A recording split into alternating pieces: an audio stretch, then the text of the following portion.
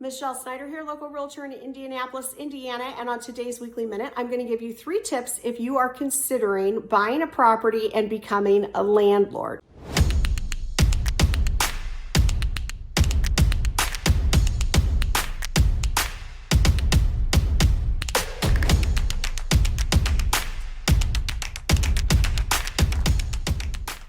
Number 1 is you want to do a background check, reference check, and credit check on any future tenants moving into your properties. It's going to save you a lot of time and headache, and it's going to make sure that it's a good fit for you and all parties involved.